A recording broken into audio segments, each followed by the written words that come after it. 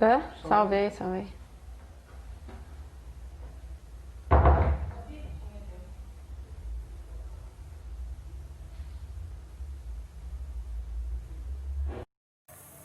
Pessoal, Tô aqui de novo, hein? pessoal, pessoal, desculpem a queda aí, é que fechou uma hora de vídeo e a gente teve uma queda brusca aí, Bem na hora incontrolada por nós. Tá enxergando? Alô, Padre, tá aí? Peraí, sim. Não sei o que tá. Tá trancada a minha imagem.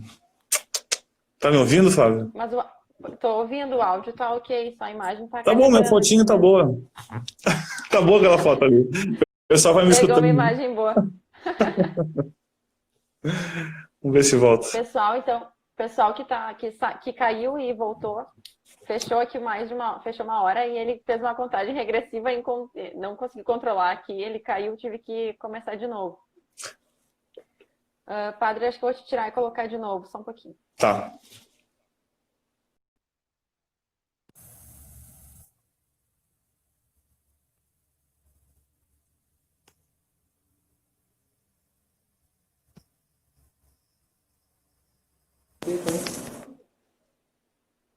Pessoal que estava na live, eu já expliquei para alguns, mas se alguns não ouviram, fechou uma hora e ele fez uma contagem regressiva aqui e caiu, fechou. Mas eu já salvei aquele vídeo no IGTV. Depois a gente vai estar lá disponível para quem quiser. Tá me ouvindo, Trazer o Fábio? padre de... Tô te ouvindo, tô tentando trazer o padre de volta, mas só Eu não tem o sei o que áudio, que não dá. tem... Eu acho que o Instagram tá tirando umas fotinhas em mim aí, tá deixando parado. Não, agora não tá aparecendo nem foto nenhuma. Mas enfim, vamos falando Vamos enquanto lá. isso. Padre, conclui ali de novo. Não, eu concluí. Era exatamente aquilo ali, por isso que eu me assustei. Eu tinha terminado e daí o negócio... Pra quem quiser fazer alguma pergunta, tamo aí. Não sei se o pessoal já mandou. A gente recebeu uma pergunta e ela vai inclusive ali sobre um dos últimos assuntos que você estava falando, que é a questão do nu artístico, né? Foi perguntado aqui se esse nu artístico ele pode ser considerado como pornografia. Essas esculturas, pinturas, a gente tem muito disso da antiguidade ainda, mas como que isso pode não ser considerado, né? Ou como que funciona? Porque hoje em dia, como você falou agora por último, tá tudo sexualizado, na verdade, né? Então, esse no artístico, ele pode ser considerado, ou como que não considerá-lo?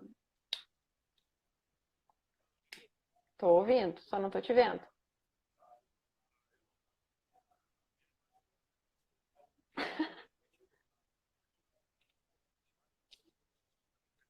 Tá. O questionamento foi se o no artístico pode ser considerado como pornografia. As esculturas, pinturas, os trabalhos de antiguidade, mas os trabalhos atuais também.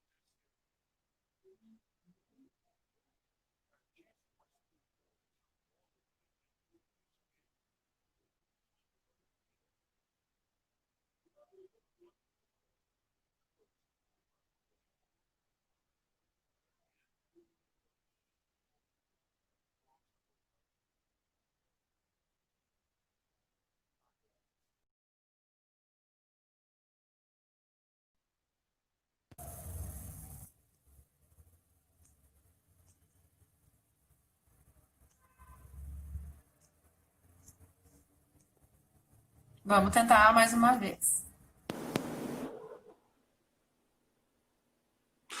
Cara, eu não sei o que que há com a minha internet nem com a minha foto. Tá me ouvindo?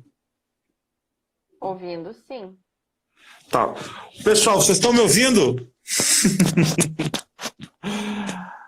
Oh, meu Deus do céu. Tá. Eu vou falar. Então, uma Então, coisa... agora estão ouvindo, ó. Legal. Pode falar. Valeu, Davis. Existe uma diferença entre a nudez e a pornografia. Nudez são corpos nus. Pornografia, o catecismo da Igreja Católica define como você retirar atos sexuais, sei lá, sozinho, acompanhado, né, da intimidade dos parceiros para expô-la a terceiros. Então, uma estátua de Apolo, aquele deus grego, né, ele nu, ele é apenas nudez, não é pornografia. Pode gerar algum tipo de estímulo, sei lá, pode ter, não sei. Mas agora ele não é pornografia propriamente dita. Pornografia é quando existe um ato sexual, né? Acho que essa que é a ideia. Ótimo. Padre, você estava falando também da questão da droga. É como se fosse uma droga mesmo, né? Acho que vai viciando assim como a droga vicia.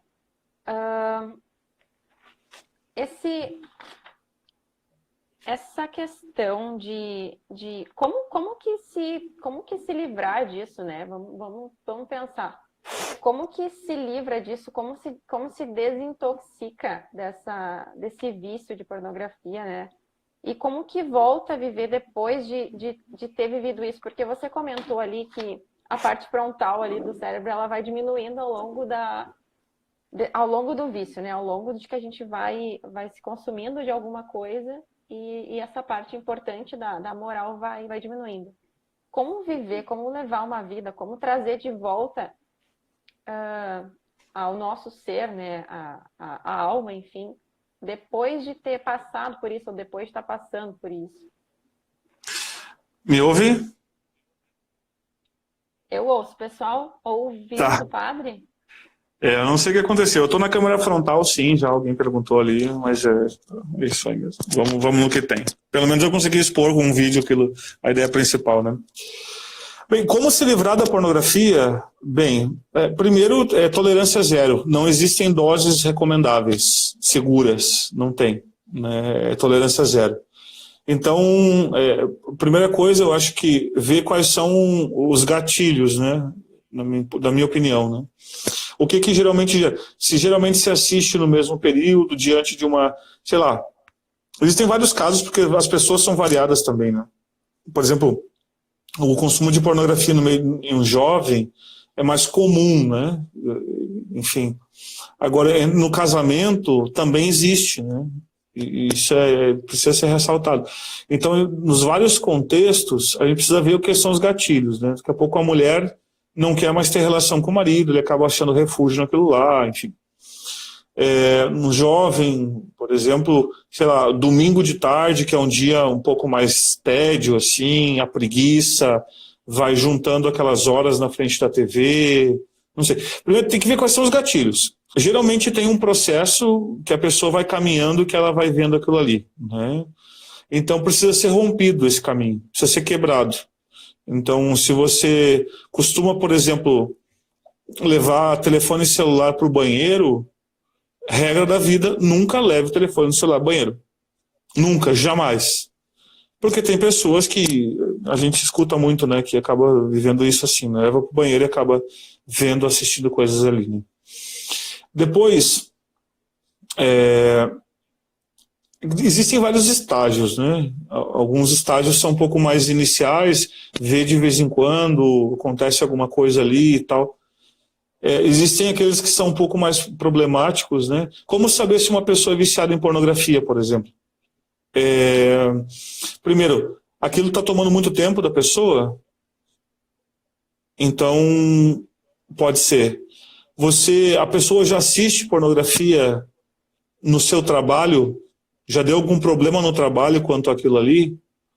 Bem, me parece que existe já um vício aí, né? Então, quando se rompe limites, né? Quando se passa algum tipo de vergonha, algum tipo de trabalho, porque alguém está vendo que você está vendo, está assistindo em público, em horários super inconvenientes, me parece que você é um viciado. Tá?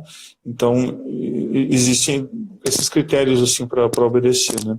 Agora, se a pessoa não é viciada ainda, está tudo bem? Bom, não, você está caminhando para um vício, provavelmente, né? Se está assistindo assim, a rede solta. Né? Então, é preciso ter muito cuidado, claro. Então, nos vários estágios, tá? Uma pessoa que já é mais viciada, que já está mais para esse lado, existem alguns aplicativos de celular que você instala ele e você consegue... Na verdade, instala dois, né? Você instala um aplicativo que bloqueia conteúdo pornográfico no telefone, que geralmente é telefone, acho que o pessoal acessa, né? Mais, né? E você instala um outro que você tem que botar uma senha para poder deletar aquele aplicativo. E aí, o que acontece algumas vezes é que a gente coloca uma senha de uma pessoa que sabe do problema, né, da pessoa, e que vai ajudar ela na luta, né? Bota uma senha que a pessoa nunca vai descobrir, e aí pronto, bloqueia, não tem como acessar. No começo é difícil, porque tem aquela crise da abstinência, né? É difícil. Mas depois passa e a pessoa começa a se libertar. Então, existe um negócio interessante. Cara, a pornografia é um negócio de saúde pública para todo mundo. Que, ainda bem, graças a Deus, tem muita gente hoje falando sobre isso, já mundo civil, nem é religioso, nem nada, falando dos malefícios do consumo de pornografia, né? Então, tem professores, por exemplo, no Reino Unido, comentando que a pornografia bestializou seus alunos, né? Que os meninos são os tarados, malucos, e as meninas se vestem como prostitutas, né? É interessante isso, né? Que mudou muito o perfil da coisa toda. E depois, bom, apenas umas luzes, assim, de como lidar com isso, né? Então, primeiro, tolerância zero. Se tiver um caso mais avançado, quem sabe procurar algum auxílio psicológico, tá? Porque é importante, né? Não existe... Se o psicólogo chegar e dizer que existem doses recomendadas, que um pouquinho é bom, que não sei o quê, você procure outro psicólogo. Você me pergunte que eu tenho algum para indicar. Porque não existem doses recomendadas, né? Não existe o prazerzinho inocente. Não é assim que funciona, né? Depois... Dá para voltar a ter uma vida normal. Desculpa interromper, padre, mas Claro. dá para voltar a ter uma vida normal depois disso ou é... Sim. Sim, é possível. Por quê? Porque o nosso cérebro ele tem uma plasticidade, né? Assim como ele se adapta a essas coisas ruins, ele também se adapta às coisas boas. Então, graças a Deus que é assim, né? Demora um tempo, porque não, ele é plástico, mas não é elástico, né? De uma hora para outra, né? Então, essa plasticidade neuronal que nós temos, ela vai se remoldando e a gente volta à vida normal, sim. Agora, eu vi uma vez uma fala de um psiquiatra, ele dizendo que tratando com medicamentos essas pessoas, casos extremos de vício em pornografia, né? E ele diz que usa medicamentos em dois sentidos, né? Funciona como um rewire, que você toma um remédio para ajudar, né? Como uma atuação de um remédio comum, né? Para baixar um pouco a libido, essas coisas. E existe um remédio em casos um pouco mais extremos que são reboot, ou seja, que reinicia a pessoa. E isso é muito violento, ele falou, e até a gente perguntou sobre a moralidade disso, né? De usar um negócio. Ele disse, olha, com consentimento do paciente, da família, então às vezes a gente tem que fazer isso, reinstalar o Windows de novo na pessoa. É terrível, mas uma pessoa pode chegar a isso. E, sobretudo, fala mais caso curioso, né?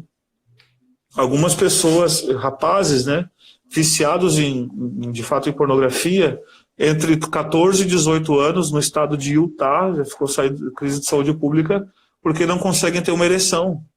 Com 14 a 18 anos não é normal que um jovem não tenha uma ereção. Não é normal.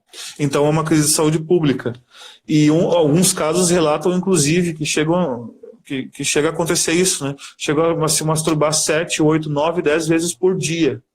E chega no limite de que depois de tantas vezes, não só no dia, mas sequencialmente na semana, no mês, sei lá, acabam se masturbando muito mais pelo vício do que pelo prazer. Porque acabam nem ejaculando mais, acabam não tendo nem o prazer do orgasmo. É só pelo vício. Então, são casos extremos, mas eu acho que a gente precisa falar sobre eles também para a gente ver que esses casos extremos, eles existem caminhos que levam até eles. Então tem que buscar ajuda, se vê que não está conseguindo. Já tentou parar e não conseguiu. Bom, está gastando tempo, está usando isso no trabalho, está dando problema, filho, buscar ajuda. Tem que buscar ajuda. Né? Tem que ir atrás e ser honesto, né? É isso aí. Padre, ainda sobre isso, né? Agora você parece que introduziu um questionamento aqui que veio do Pedro também, que ele disse assim, a internet ascendeu muito para essa geração, ao passo que vemos jovens escravos disso. Justamente o que você estava falando, né? Vemos também jovens que querem mudar. Temos um processo de esperança para a nossa geração? Claro que sim. Claro que sim. Com essa fala desse problema, eu não queria me transformar num profeta do mau agouro, né?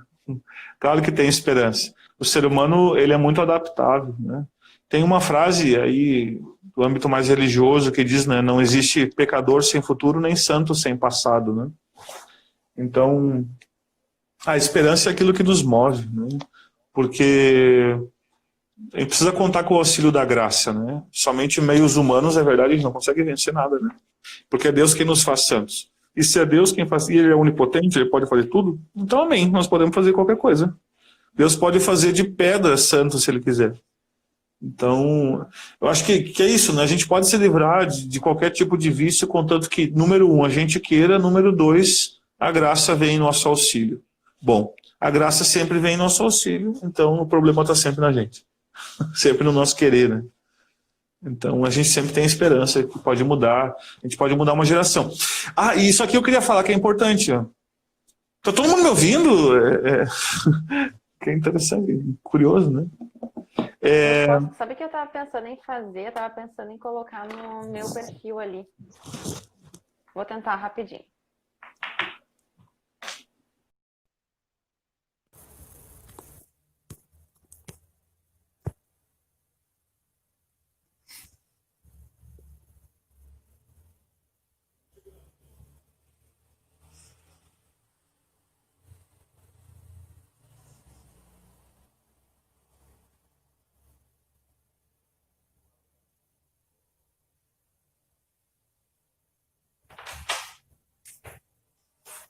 Coloca isso, para que parece preparado.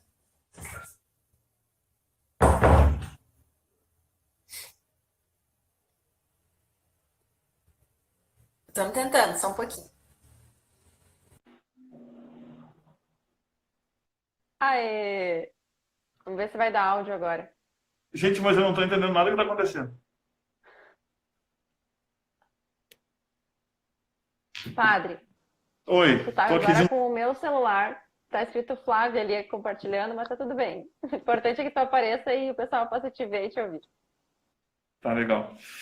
Então, uma coisa que a gente deixou de fazer ao longo do tempo é de formar cultura. A Igreja Católica, ao longo dos vários séculos, ela sempre formou cultura, né? Através da evangelização, da catequese, enfim. Hoje, em geral, é a gente que está indo atrás, correndo atrás da cultura que o mundo já nos impôs. Então, uma coisa interessante que eu vejo, que uso como exemplo apenas, não digo se está certo, se está errado, nem em detalhes, nada disso, né? Mas agora a gente está vendo um hábito nas nossas jovens, em geral, que participam das paróquias, movimentos e tal, não sei o quê, que elas estão vestindo saia, né? Então tem um monte de menina aí usando saia e saião, a gente brinca e tal, não sei o quê. Não vou julgar se é bom ou se é ruim ou se não é o que é, tá? Não é essa a ideia. Mas o mais interessante é que essa moda da saia está pegando. E eu tenho impressão, faltam elementos para dizer com certeza disso, mas a impressão que eu tenho é que é uma moda que surgiu dentro da igreja. Então, através do movimento de modéstia, essa coisa toda que é interessante e tal. Então, eu já vejo pessoas aí fora que não participam de igreja, que de nada, usando saia, que não são crentes também. Utilizando saia por aí. Por quê? Porque está vendo uma moda. Pode não ser pelo mesmo motivo que usa, mas já influenciou. Formar cultura é, por exemplo, quando você pensa no feriado de Corpus Christi, você já lembra o quê? Tapetes no chão. É automático. Isso é formar cultura. É que você já sabe que toda vez que acontece aquilo, você consegue relacionar aquilo com algo bom, né? Então, a gente precisa voltar a formar cultura, gente. E cultura não se empurra goela abaixo. É conforme a nossa mudança de vida, os nossos hábitos que vão entrando, né, na sociedade também.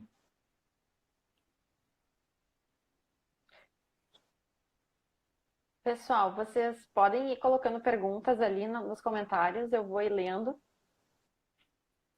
E vou trazendo aqui para o padre, ele vai estar acompanhando igual também as perguntas. Deixa eu ver o que mais eu anotei para perguntar aqui. Mas façam perguntas, o padre gosta de responder perguntas. O Pedrão recomendou a página ali, Amor Puro, né? É bem interessante mesmo, vale muito a pena. Deixa eu dizer até alguma coisa enquanto a Flávia vai selecionando alguma coisa ali. Eu acho que está quase na hora de encerrar também.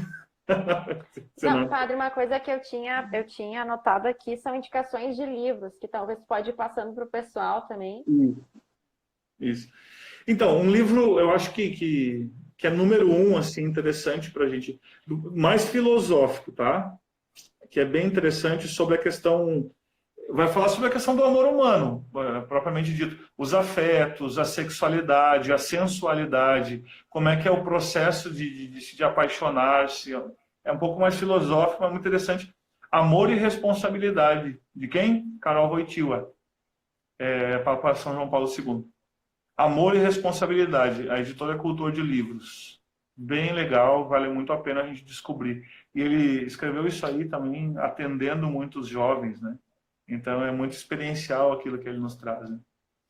Depois, claro, eu acho que a Teologia do Corpo... Eu acho que ele é o grande autor do negócio, entendeu? Essa que é a verdade. Ele é o grande autor desse assunto e vale muito a pena. Ele é um cara da antropologia e fala muito de uma pureza que é maravilhoso. Né? Depois, a Teologia do Corpo, claro. Tem a Teologia do Corpo deles, são as catequeses. Depois a Teologia do Corpo para principiantes. Chamados ao Amor, do Carl Anderson e do José Granados, que é da editora Canção Nova. Muito legal. Pilar Vigil, que é uma médica, como é que chama? Médica de reprodução humana, assim, sei lá, chilena, que ela promove o Teen Star, que é um programa de educação afetivo-sexual. Ela tem um livro pela Canção Nova também, que se chama Para Amar e Ser Amado, que é bem legal também, que vai falar um pouco sobre isso. Depois, tem um livrinho do professor Felipe Aquino, que se chama, se eu não me engano, O Mal da Pornografia. Não, As Consequências da Pornografia, esse é o nome. Esse é bem interessante, ele tem um monte de dados atualizados. Eu não quis trazer estatística, porque na outra vez que eu falei de pornografia, eu trouxe um monte dessas ideias. Eu quis ser um pouco mais dinâmico, assim, agora, né?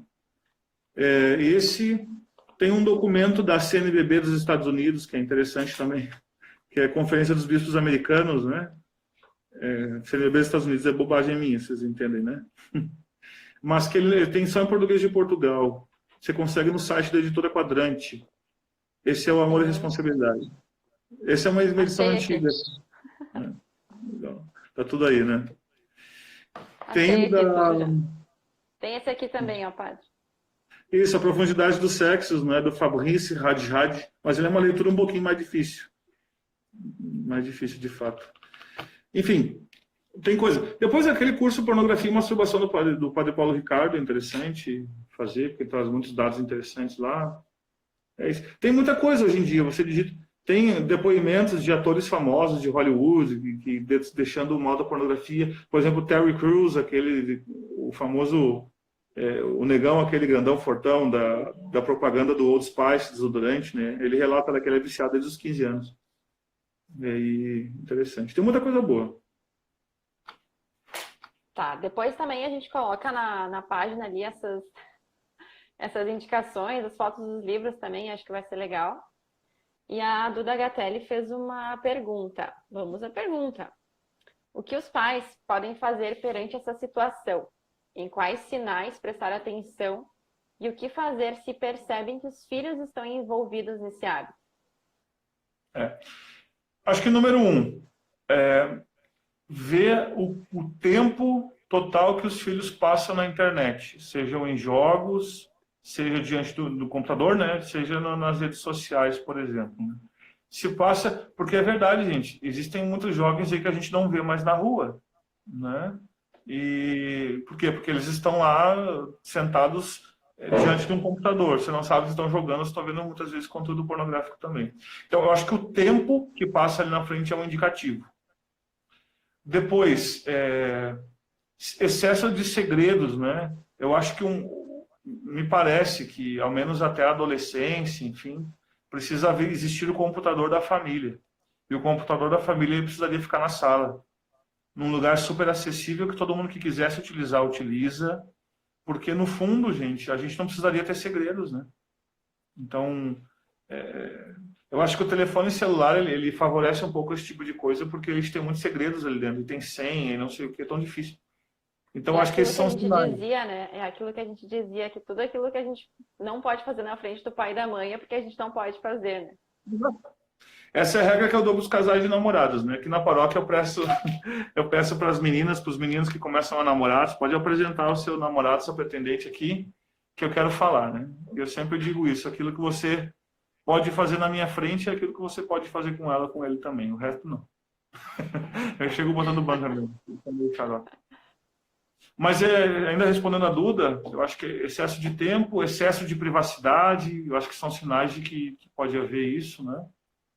Depois, excesso de cansaço, uma preguiça exacerbada, fica acordado até tarde todos os dias, todas as noites, trocando a noite pelo dia. Esses hábitos que a gente vai vendo que existe alguma coisa que não está bem, né? Que não está. Desinteresse pelas coisas da família, pelas coisas da casa. Não sei, me parece que esses são sinais que poderiam indicar, né? Então, com os pais, é interessante ter um diálogo aberto, né? De tal modo que se eles enfrentarem esse tipo de problema, buscassem ajuda primeiro nos pais, né? E não que os pais também fossem usuários disso, né? Daqui a pouco nós temos um duplo problema. Às vezes é o pai que daqui a pouco vai mostrar para o rapaz lá para ele ver e se masculinizar, né? Virar macho. É terrível. A Duda fez um comentário ali, né, logo depois da pergunta, de que existe uma distância muito grande entre os pais e adolescentes para falar sobre esses assuntos também. Então, essa parte do diálogo também, não só sobre isso, mas falta um diálogo meio geral, assim, sobre todos os assuntos, mas principalmente sobre esses que acabam afetando mais. Cara, no fundo falta diálogo para tudo dentro de casa, né? Aí nós estamos cheios de problema aí, agora esse período de pandemia, o pessoal tá dentro de casa, tá surtando. Como assim, gente, está surtando porque está dentro de casa? Não é normal, né? Ah, porque a gente não pode sair, não pode fazer nada, não pode encontrar as pessoas. Cara, aqueles que você ama estão com você. Ou seja, porque alguém me falava até esse tempo, como é difícil, daí uma história de raiva, e aí eu não consigo buscar santidade dentro de casa, não sei o quê, porque não é assim, não dá, não tem como, né? Eu disse, tá bom, se todo mundo ficar isolado durante 10 anos, durante 10 anos no mundo não vai ter santos. Porque o problema está fora, né? O problema é o nosso coração, gente. Então, reaprender a dialogar. Eu até aconselho, quando famílias me procuram para buscar algum tipo de ajuda e tal, eu até aconselho assim, gente, vamos começar o seguinte, vamos botar um dia da semana de noite que vai ser o dia da família. Então, por exemplo, na sexta-feira à noite, vai ser o dia que a família vai sentar vai sentar no sofá, vai olhar um filme, todos juntos, sem telefone celular, todos botam numa caixinha padrão, todo mundo, a mãe e o pai também. E antes disso, quem sabe, todo mundo prepara uma janta, onde todo mundo participa, mesmo quem não sabe cozinhar, pica ali uma cebola, faz um negócio. Tem que ter, gente, a gente tem que priorizar, tem que colocar no cronograma da casa, porque senão a gente vai estar indo sempre rala abaixo. Né?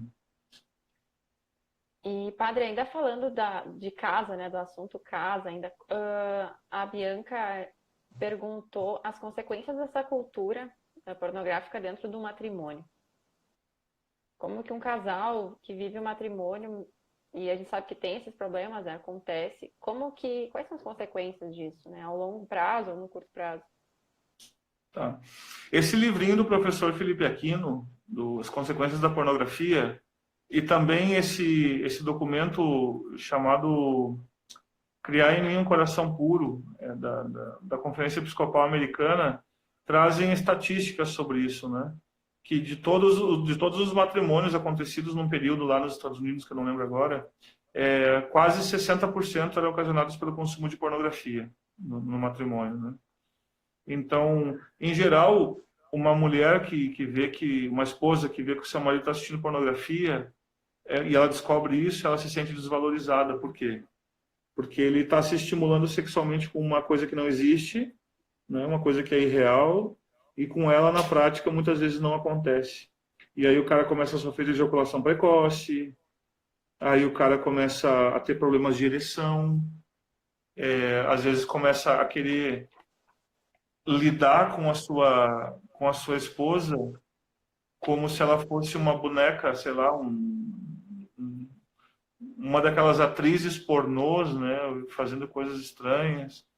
Então, em geral, o matrimônio ele vai indo vai escorrendo pelo ralo, né? Quando tem consumo de pornografia, de ambos os lados, tá? Então, a mulher também se sente menosprezada, inferiorizada, traída, não é atraente para o seu marido, né?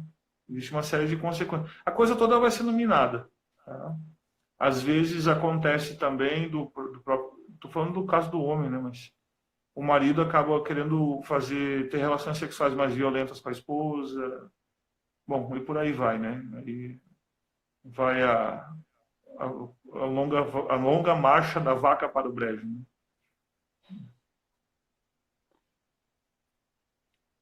Complicado. E como você falou antes, né? É o sapo na água fria mesmo, né? Aos pouquinhos as coisas elas vão entrando e vão se tornando naturais nas nossas vidas. Aí eu até ia questionar aqui sobre a questão da própria cultura geral, assim, da questão dessas músicas, desses grupos. Como lidar com isso, como fugir um pouco, porque às vezes acho que a gente tem que ser, o fugir, né? É o correr para longe, porque senão a gente vai estar inserido nesse meio e vai estar se inserindo cada vez mais. Então, como fugir disso, como fugir dessa água fria que vai amornando aí? E também, rapidinho, o que está por trás dessa cultura pornográfica, né? Não sei, pessoal, se vocês tiverem perguntas, ainda manda alguma, porque a gente vai estar encerrando já. Já é 10 para as 10, normalmente nosso horário é 10 horas, então vamos também seguir essa premissa das 10 horas. Então, mas se tiver mais alguma pergunta, manda ali. E aí isso, padre, como fazer para fugir disso e o que está por trás da cultura pornográfica hoje em dia? Tá. Acho que primeiro a gente precisa reaprender a compartilhar conteúdo bom nas redes sociais, com os amigos e tal. Às vezes é de música em música, às vezes não às vezes não é um cantor, um grupo, uma banda só, né? Inteira ela é boa. Às vezes é uma canção e outra, né? Que é interessante, que a gente pode pegar e tal. Isso eu gosto muito de fazer também, esse processo de encontrar Deus nas coisas, né? Esses dias aquele cantor, o Thiago York, que eu não gosto nada dele, ele compôs lá uma canção nova e apareceu no meu feed do YouTube lá, cliquei para assistir e tal, só ele tocando violão. Cara, ele fez uma música para Jesus, que legal. Enfim, tem alguma coisinha e outra boa, assim. Agora, não é que não aconselho esse cara, não aconselho ele. Cabe a gente só escutar música religiosa, por exemplo? Eu acho que não é esse caminho também, porque a música religiosa para mim, ao menos, acabou cansando. É engraçado isso, né? Eu sou padre. Mas para mim me cansa um pouco, né? Naquelas letras, fica um pouco a mesma coisa. Então, eu gosto de coisas que a gente consiga cantar virtudes, né? Você pode muito bem... É o mesmo processo, você pode assistir um filme, sei lá, interessante. Olha aquele filme maravilhoso, Até o Último Homem, né? Ele não fala exatamente de religião, né? Mas ele fala de um heroísmo. Cara, isso enobrece a nossa alma. Eu não preciso ver um filme da vida de um santo. Eu vejo aquele filme, ele causa o mesmo negócio na gente. Porque a gente se encanta pela virtude, a gente encanta pela nobreza, pela heroicidade. Filmes como A Vida é Bela, tem coisas muito interessantes. Esses dias eu assisti um também do Will Smith, que era legal, chamado Beleza Oculta. É um mais novo, assim. Cara, muito legal aquele filme, o processo dele, porque tem valores ali por detrás. É isso que é legal. E a gente precisa compartilhar esse tipo de coisa.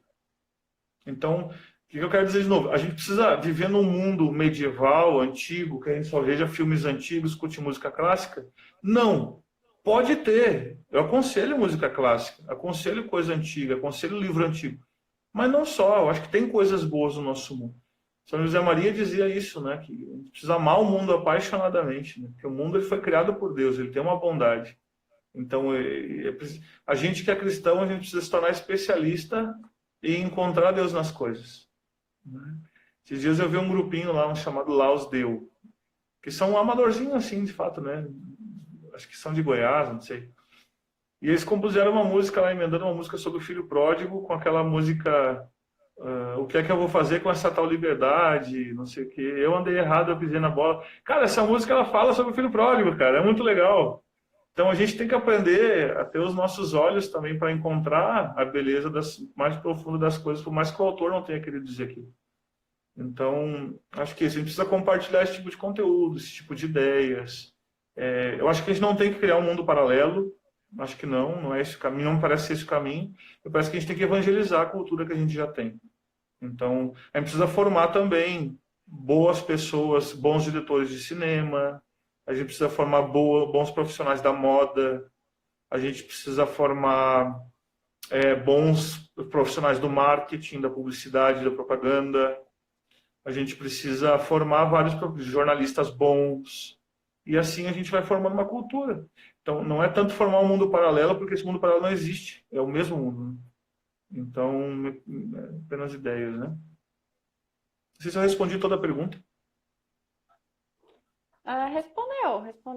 Eu havia perguntado também o que está por trás dessa cultura pornográfica, né? Eu não sei se não é uma resposta meio longa demais. De forma resumida, o que está por trás disso hoje? O que está por detrás da cultura pornográfica, sei lá, eu acho que... Meu Deus, eu fiz alguma coisa que eu não sei. Tá. Eu acho que as causas, elas são múltiplas, né? As intenções, enfim. Sei lá, talvez o pessoal mais tradicionalista, mais de direita política, vai dizer que existe um movimento da esquerda para destruir o Ocidente, acabar com as famílias. Sei lá, pode ser. Agora, a verdade é que existe também o demônio, né? Ah, mas a esquerda é instrumento do demônio e tal. Ah, sei lá, eu acho que o demônio é mais esperto do que isso. Ele tem outros instrumentos também, né? Então, acho que é um pouco disso. Existe também a própria natureza humana, né? São João, ele... Bom, eu falo, existem três inimigos da nossa alma. A nossa carne que é pecaminosa, né? O demônio próprio e o mundo. Então, me parece que esses três trabalham sempre juntos, né? A nossa carne, ela pede o pecado, ela pede esse tipo de coisa. Então, por isso a cultura pornográfica ela cresce tanto. O demônio acaba utilizando esse tipo de coisa para tornar isso cultura, tornar isso mais acessível, mais fácil, mais simples, né? Só dá um clique ali. E o mundo, do mesmo modo, né? O mundo acaba formando essa cultura, tá tudo bem, não é isso mesmo, você tem seus desejos, mais ou menos essa ideia, né? Então eu acho que a gente tem muitas causas aí por detrás. O fato é que a gente precisa se tornar proativo, né? Não só especialistas em diagnóstico, ver o que está por detrás e tal, só isso, não. É começar a formar um negócio novo, né? Isso é importante. Então, abrir novos caminhos, novos horizontes. A gente precisa fazer isso. Não só ficar diagnosticando o que tem por detrás, o que não está, né? Que é interessante, é importante também para descobrir. Tem que conhecer a doença para trazer a cura, né? Mas só conhecer a doença não adianta nada. Mais ou menos isso. Aqui a gente não veio mais nenhuma pergunta, mas vieram alguns agradecimentos, padre, né, pelas suas palavras ali, agradecendo o quanto puderam crescer com as suas palavras, quanto foi motivante aprender e quanto que dá para crescer com isso, né. O pessoal também mandando abraço, agradecendo a live. E acho que é isso. Pessoal, espero que, mesmo com todos os problemas técnicos que a gente teve, vocês tenham conseguido acompanhar, absorver ali o que o padre trouxe. Acho que é um assunto que tem que estar sempre em alta, e que a gente sempre possa, de alguma forma, trazer, porque é algo que pode influenciar muito as nossas vidas, né? Então, trazer isso também, levar para as pessoas que precisam. O vídeo vai estar ali no IGTV do Café em Razão. Então, se quiserem depois compartilhar com outras pessoas que não puderam assistir, ou que, se quiserem assistir de novo, se quiserem levar para os grupos também, acho que é bem interessante. Os grupos de jovens também, eu vi bastante essa aula, né? Agora entrou aqui o comentário do Pedro, realmente foi uma aula. Obrigada, padre, a gente agradece muito. Ainda, pessoal, além de agradecer todo mundo que está assistindo, agradecer também o pessoal do Anjos por todo o trabalho que eles fazem, agradecer por eles também terem trazido para nós o exemplo, né, trazido a oportunidade também de estar conhecendo eles e estar, se quisermos, né, cada um de nós aí foi convidado para estar participando junto com eles também. Então é só acessar ali o Instagram deles ou o Facebook, entrar em contato lá, que eles vão com certeza ficar super felizes com qualquer ajuda que a gente puder dar em material, com a nossa ajuda também de trabalho. E então, padre, mais uma vez, muito obrigada. Obrigada por tu ter se disponibilizado a fazer esse desafio conosco aí dessa live. Espero que tenha dado certo. E depois a gente pede o feedback do pessoal para ver como que foi. Mas obrigada, Padre Maicon, mais uma vez por tudo. E se tu puderes, né, nos dar uma bênção agora final. Aí depois da bênção, então, a gente já encerra e agradece a todo mundo por ter estado aqui conosco. Também agradeço a oportunidade de estar junto, né? Eu gosto de falar, eu gosto de conversar também. Desculpa que às vezes eu sou um pouco cru nas ideias, né? E, enfim. Então, deixa esse conselho. Se tem algum problema também real e concreto na sua vida, vem falar, né? Vem conversar, a gente quer ajudar, a gente quer poder.